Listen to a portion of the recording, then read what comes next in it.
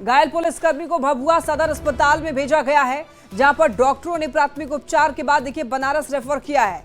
बताया जा रहा है कि महिला पुलिसकर्मी अपनी ड्यूटी पर मधेपुरा ट्रेन पकड़ने अपने पति के साथ रेलवे स्टेशन जा रही थी। तभी देखिए बुलेट पर सवार होकर के दो अपराधियों ने पीछे से उनको गोली मार दी, जिससे कि वो घायल हो गई। महिला पुलिसकर्मी सरिता कुमारी कुदरा में अपने किराए के मकान में रहती थी, जो कि भीतरी बांध करमचट थाना की रहने वाली थी। फिलहाल पुलिस पूरे मामले की जांच कर रही है। रेलवे स्टेशन पर लगे सीसीटीवी कैमरे की जांच हो रही है। इस घटना के पीछे वजह क्या है अभी तक पता नहीं चल पाया है। लेकिन देखिए अब सवाल यही हो रहे हैं कि क्या बिहार में खाकी सुरक्षित नहीं है।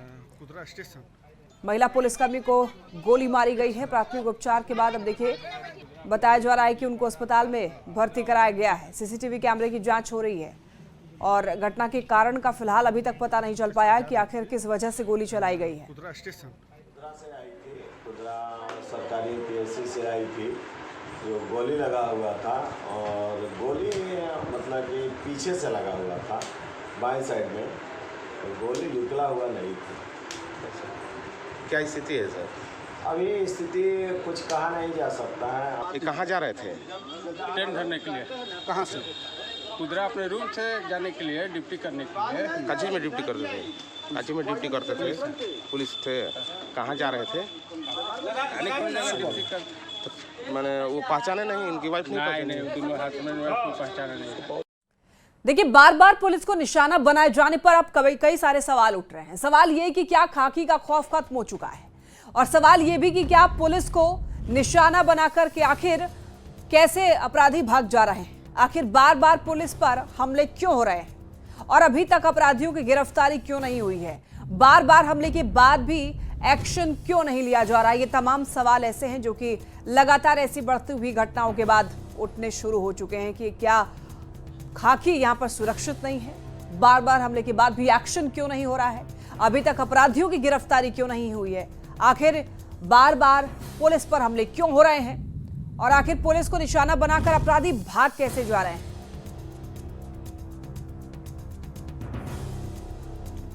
और देखिए बड़ी खबर बेतिया से मिल रही है, जहां पर मादक पदार्थों की तस्करी के खिलाफ एसएसबी जवानों को बड़ी सफलता मिली है। जी हां, एसएसबी जवानों ने 50 करोड़ का चरस बरामद किया है। देखिए भारत नेपाल सीमा पर चेकिंग के दौरान एसएसबी को एक गाड़ी से 50 पैकेट में 53 किलो 280 ग्राम चरस मिला, जिसकी कीमत 52 करोड़ बताई जा रही है। एसएसबी जवानों की सफलता के बाद पुलिस अब इन तस्करों के नेटवर्क को खंगालना शुरू कर दिया है। 53 किलो 280 ग्राम चरस बरामद हुआ है। भारत नेपाल सीमा के पास कार्रवाई हुई है।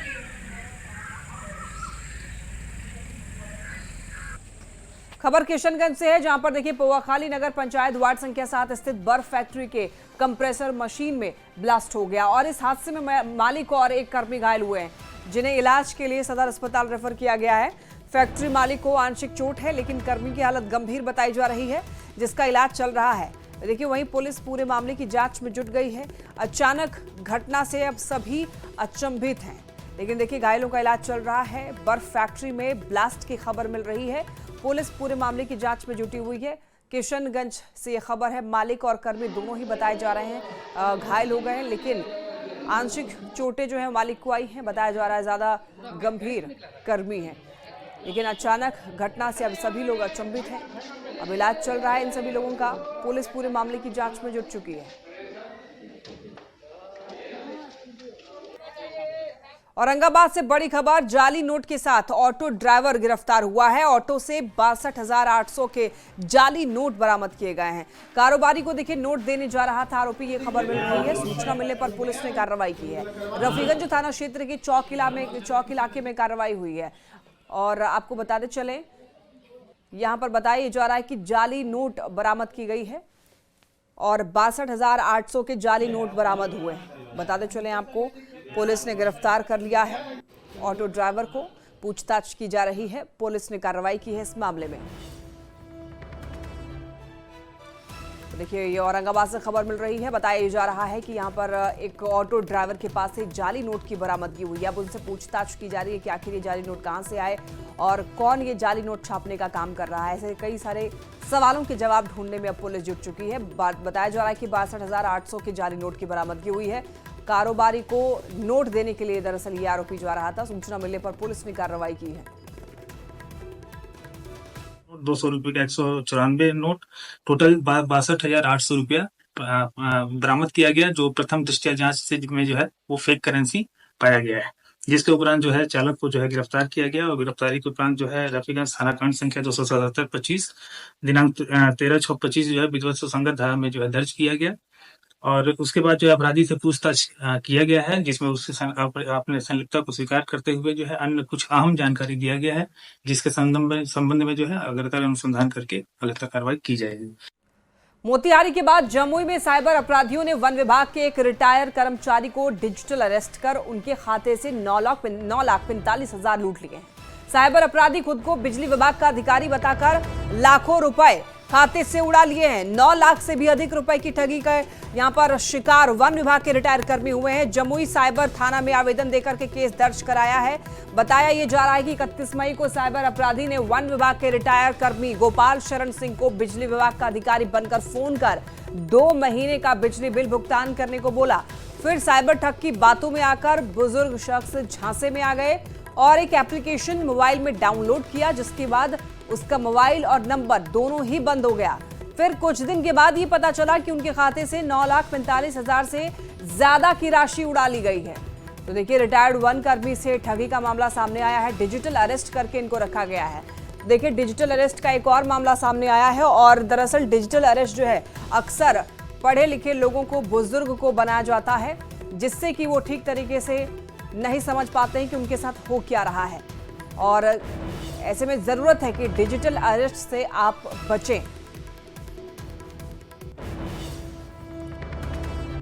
हमने कॉल आया, हम उठाए तो उसमें लिखा हुआ था आर.के. मिश्रा, इलेक्ट्रिक डिपार्टमेंट, इसी तरह लिखा जाए, ठीक डिपार्टमेंट इसी तरह लिखा हुआ था। तो हम उठाए तो बोला हम बिजली विभाग से बोल रहे हैं, आप जो पैसा जमा करते हैं ना हर एक महीना, हाँ हर एक महीना जमा करते हैं, तो आप पैसा जमा करते हैं 2 महीने से आपका शो नहीं कर रहा है, आप क्या पैसा जमा किए हैं? मुझे नहीं शो कर रहा है तो उसका गलती है। नहीं, आपका बिजली काट देगा। हमको बिजली काट देगा वो हम समझ लेंगे, वो कल सवेरे में जाके समझ लेंगे ऑफिस में। नहीं रे, बुजुर्ग आदमी बहुत परेशानी होगा, काट दिए, फिर कॉल किया, फिर काट दिए, इसी से करते करते हमको भी आता है आधा पौन घंटा 1 घंटा करीब हमको उलझा के रखा। उसके बाद हम वो कटवा दिए, वो फिर रेंटर था उसी से, तो फिर वीडियो कॉल किया। वीडियो कॉल किया तो हम वीडियो कॉल किया, फटाफट काट दिए। 2-3 बार मैं काटे और बिजली वीडियो कॉल करे।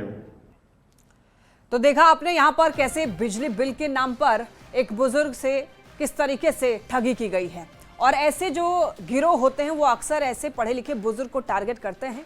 तो ऐसे में बुजुर्ग कैसे बच पाएं? अगर आपके भी घर में कोई ऐसे बुजुर्ग हैं तो उनको इस बारे में जरूर बताइए डिजिटल अरेस्ट क्या होता है। देखिए, इसे कैसे आप बचाव कर सकते हैं आपको बता दें। साइबर क्राइम हेल्पलाइन नंबर है 1930 पर आप कॉल कर सकते हैं और साइबर धोखाधड़ी से जुड़े हुए हर सबूत को आप इकट्ठा करें, एकत्रित करके आप रखें। और देखिए, ठगी होने के 3 घंटे के भीतर ही आप शिकायत कर सकते हैं। साइबर धोखाधड़ी से जुड़े हुए जितने भी आपके पास सबूत हैं उसको जुटा लें और ठगी होने के 3 घंटे के भीतर आप शिकायत कर दें। और आपको ये भी बताते चलें कि ऐसे मामलों की तुरंत आप शिकायत करें। साइबर क्राइम की वेबसाइट पर जाकर के आप अपनी रिपोर्ट जो है वो दर्ज करा सकते हैं। और आपको ये बताते चलें कि डिजिटल अरेस्ट जब आप हो रहे हो तो आपको शुरुआत में हो सकता है नहीं समझ आए, लेकिन जब आपको समझ आ जाए कि आपके साथ ठगी की जा रही है तो आप तुरंत शिकायत करें। मोबाइल में अनजाने लिंक पर बिल्कुल भी आपको क्लिक नहीं करना है। सबसे पहले आपको सावधानी बरतनी है क्योंकि आजकल इसी से फ्रॉड हो रहा है। अनजान या अज्ञात सोर्सेज से एप्लीकेशन डाउनलोड आपको नहीं करना है। जो प्ले स्टोर होता है या ऐप स्टोर होता है वहीं से केवल आप एप्लीकेशन डाउनलोड करें। साइबर ठगों के फोन आने पर घबराने की बजाय आपको सतर्क रहना है, आप अलर्ट हो जाएं। और करना क्या है, आपको तुरंत आप जाके शिकायत कर दें। अनजान कॉल को आप ब्लॉक कर दें या फिर फ़ोन कर दें।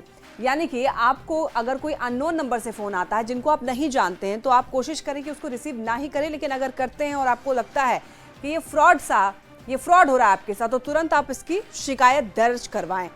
और ऐसे कोई भी लिंक पर आपको क्लिक नहीं करना है जिसके बारे में आप नहीं जानते हैं या आपको लगता है। और कुछ लोग क्या करते हैं कि आपको कानून का डर दिखाते हैं।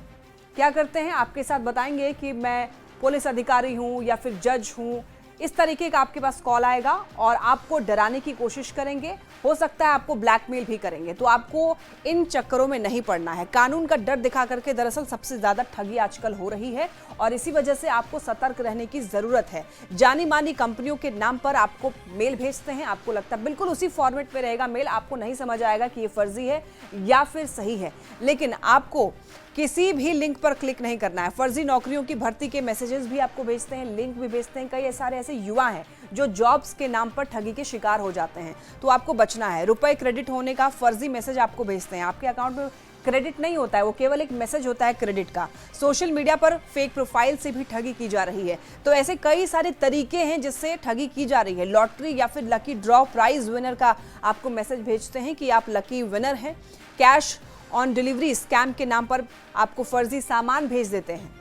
और यहाँ पर देखिए पार्सल स्कैन में ड्रग्स मिलने की आपको बात करेंगे, आपके बारे में बताएंगे कि देखिए ये आपके यहाँ से ड्रग्स मिला है और बिना डॉक्यूमेंट लोन का आपको झांसा भी दे सकते हैं। तो ये कई सारे ऐसे तरीके हैं। केवाईसी के नाम पर भी आपसे ठगी कर सकते हैं और प्राकृतिक आपदा के नाम पर भी आपसे ठगी कर सकते हैं। तो ये कई सारे तरीके हैं जिससे कि आजकल ठगी हो रही है। लड़की की मदद से बदनामी की धमकी देकर के भी आपसे ठगी की जा सकती है। तो ये ऐसे तरीके हैं जो कि आजकल तरीके अपनाए जा रहे हैं फ्रॉड के। तो आपको इन सब से बचना है। सबसे पहले आपको किसी भी अननोन लिंक पर नहीं करना है टैप, और ना ही कोई एप्लीकेशन आपको डाउनलोड करनी है। अगर आपको एप्लीकेशन डाउनलोड करनी है तो आपके पास एंड्रॉयड फ़ोन है, आप प्ले स्टोर पर जाइए। आपके पास अगर एप्पल का फ़ोन है, आईफोन है, तो आप उसमें ऐप स्टोर पर जाकर के एप्लीकेशन डाउनलोड कर सकते हैं। अन्यथा किसी भी लिंक से किसी भी थर्ड पार्टी एप्लीकेशन को अपने फ़ोन में डाउनलोड न करें। चलिए बढ़ते हैं खबरों में आगे। देखिए, इससे पहले मोतिहारी में रिटायर्ड कृषि कर्मी दिलीप कुमार और उनकी पत्नी गीता को उनके पैन कार्ड का दुरुपयोग होने का हवाला देते हुए गिरफ्तारी का डर दिखाकर साइबर ठग ने डिजिटल अरेस्ट करके उनसे 56,80,000 रुपए ठग लिए थे। इस घटना को लेकर दिलीप कुमार ने फरवरी 2025 को साइबर थाने में एफआईआर दर्ज कराई, जिसके बाद पुलिस ने अनुसंधान कर आरोपी आकाश को दबोच लिया। एसपी स्वर्ण प्रभात ने साइबर थाने को इस तरह के मामले की पूरी जानकारी रखने की सुझाव दी है। साथ ही उन्होंने ये कहा है कि साइबर ठग का निशाना आजकल व्यापारी और रिटायर्ड अधिकारी हैं और इसीलिए सभी को सतर्क रहने की जरूरत है।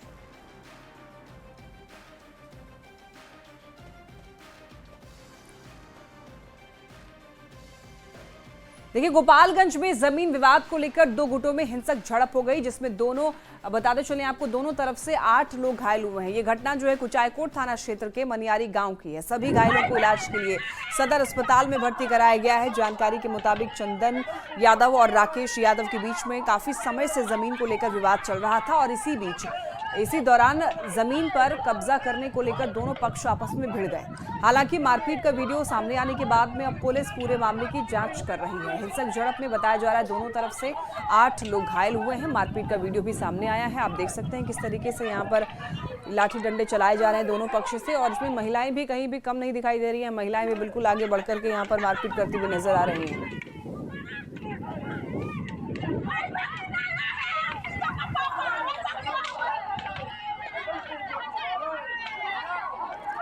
विधानसभा चुनाव को लेकर राजनीतिक दलों की जोर आजमाइश जारी है और इसी कड़ी में आज पटना में कांग्रेस की बड़ी बैठक होने जा रही है। पार्टी के प्रदेश कार्यालय सदाकत आश्रम में होने वाली इस बैठक में पार्टी के सभी विधायक और सांसद शामिल होंगे। बैठक शाम को होगी, जिसमें बिहार कांग्रेस प्रभारी कृष्णा अलावरू, प्रदेश अध्यक्ष राजेश कुमार के अलावा कई बड़े नेता भी शामिल होंगे। बैठक में विधानसभा चुनाव को लेकर रणनीति बनेगी और माना यह जा रहा है कि आगामी चुनाव में कांग्रेस की माई बहन योजना को लेकर के कार्यकर्ताओं को टास्क दिया जाएगा और इसी टास्क पर चर्चा होनी है। इस बैठक में जो लक्ष्य तय किए गए हैं उसके मुताबिक विधायकों को अपने अपने क्षेत्र में 40 से 50,000 महिलाओं को जोड़ने की भी जिम्मेदारी दी जा सकती है।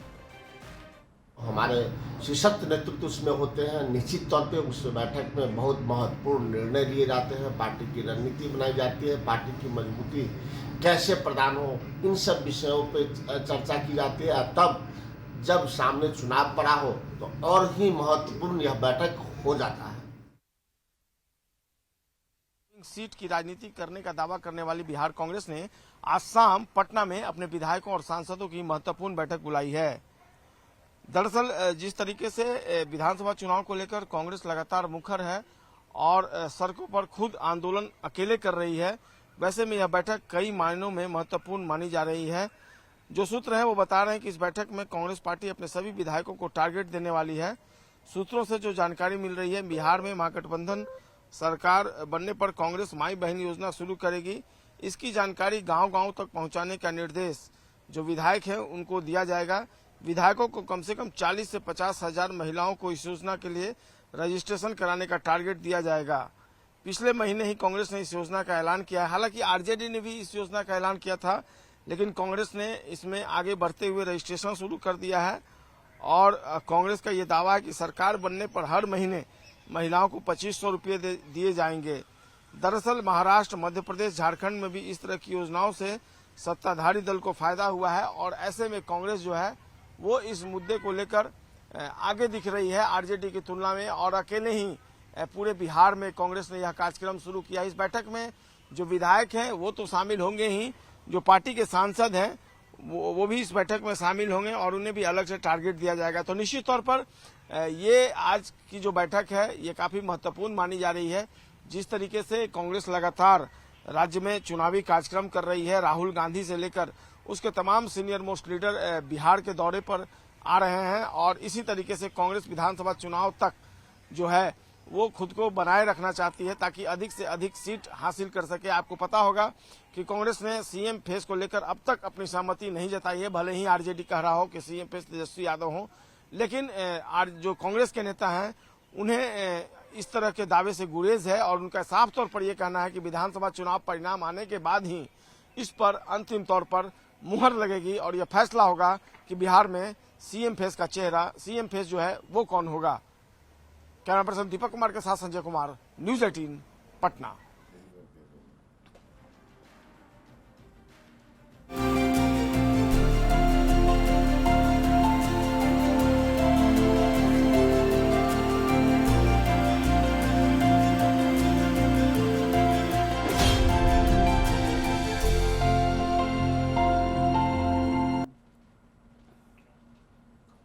आइए बात करते हैं मौसम की। बिहार में देखिए भीषण गर्मी के बीच राहत बड़ी खबर है। मौसम विभाग ने पूर्वानुमान में ये बताया है कि अगले 17 से 20 जून के बीच राज्य में बारिश होगी। राजधानी पटना में आज आसमान में बादल छाए रहने और हवा चलने की संभावना जताई गई है, जिससे लोगों को आंशिक तौर पर गर्मी से राहत जरूर मिलेगी। बिहार के मौसम को लेकर और अधिक जानकारी दे रहे हैं न्यूज 18 संवाददाता संजय कुमार। पटना समेत समूचे बिहार में पड़ रही उमस भरी भीषण गर्मी के बीच एक राहत भरी खबर है। मौसम विभाग ने अपने पूर्वानुमान में बताया है कि अगले 17 से 20 जून के बीच राज्य में बारिश होगी। 15-16 जून से उत्तर बिहार में बारिश की गतिविधियों की शुरुआत भी हो जाएगी। 4-5 दिनों में बिहार में मानसून प्रवेश करने के लिए परिस्थितियां अनुकूल बनती हुई दिख रही हैं। पटना मौसम विभाग की माने तो आज से उत्तर बिहार के लोगों को गर्मी से आंशिक तौर पर राहत मिलेगी। हालांकि दक्षिण बिहार के लोगों को अभी भी 2 दिनों तक गर्मी का सामना करना पड़ेगा। राज्य में अधिकतम तापमान में आज से गिरावट होने का भी पूर्वानुमान जताया गया है। वहीं न्यूनतम तापमान में 2-3 दिनों तक कोई विशेष बदलाव की संभावना नहीं जताई गई है। शनिवार की अगर बात कर ले तो राज्य के अधिकतम तापमान में 3.5 और न्यूनतम तापमान में 4.2 डिग्री सेल्सियस तक की बढ़ोतरी दर्ज की गई है। पटना समेत 16 शहरों का अधिकतम तापमान 40 डिग्री से पार रहा है। मौसम विभाग ने आज रविवार को पटना में ठनका और बारिश को लेकर चेतावनी जारी की है। इस दौरान आंशिक तौर पर बादल छाए रहने का भी पूर्वानुमान है। शनिवार को सूरज की तल्ख तेवर के कारण अधिकतम तापमान 1.1 और न्यूनतम तापमान में 0.3 डिग्री की बढ़ोतरी दर्ज की गई। हालांकि बीच में कुछ देर के लिए आंशिक बादल भी छाए रहे। राजधानी का अधिकतम तापमान शनिवार को 41.5 और न्यूनतम तापमान 31.9 डिग्री रिकॉर्ड किया गया। इससे लोगों को दिन के साथ ही रात में भीषण गर्मी का एहसास हुआ। हालांकि आज रविवार के दिन सुबह से ही हवा भी चल रही है और बादल का भी प्रभाव जो है वो देखने को मिल रहा है। इससे जो गर्मी की तलखी है उसमें कमी महसूस हुई है और कुछ हद तक लोग पहले की तुलना में सुकून महसूस कर रहे हैं। कैमरा पर्सन दीपक कुमार के साथ संजय कुमार, न्यूज 18 पटना। मुजफ्फरपुर में अचानक मौसम का मिजाज बदल गया है। जिले में सुबह से आसमान में बादल छाए हुए हैं, तेज हवा चल रही है, मौसम काफी सुहाना हो चुका है और जिसकी वजह से अब लोगों को बीते कई दिन से पड़ रही गर्मी से राहत मिल रही है। मौसम का हाल बता रहे हैं संवाददाता प्रियांक सौरभ। बिहार में बीते कई दिनों से भीषण गर्मी पड़ रही है। तापमान कई जिलों का 40 डिग्री से ऊपर है और मुजफ्फरपुर की भी स्थिति वैसी ही है। यहाँ पर हीट वेव चल रहा है और जिस तरीके से सुबह 9 बजे के बाद से ही धूप तेज हो जाती है, लेकिन ऐसे में आज मौसम में कुछ बदलाव देखने को मिला है।